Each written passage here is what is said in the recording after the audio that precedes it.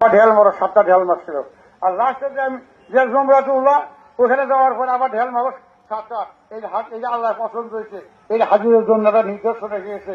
যারা হজে গেছে আজকে আজকে তার মিনার প্রান্ত আছে, তারা আজকে এই পাথর মারতেছেন। আল্লাহ ভাবছেন আপনাকে আমাকে এই পাথর মারা তো অভিজ্ঞান। আমি আমরা যারা আছি কেউ হজ করে আশা আছে না নাই?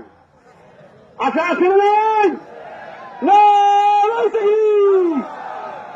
সকাল হাত উড়াল দিই সব। আল্লাহ তোমাকে যাই আর ফরমাই করে বসে আশা করি, আল্লাহ তুমি হজ না করে বলবো আমাদেরকে মত দিও না আল্লাহ। আমি আল্লাহ আমি।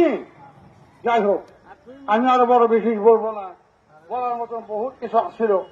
আমার এখন সময়ের অভাব,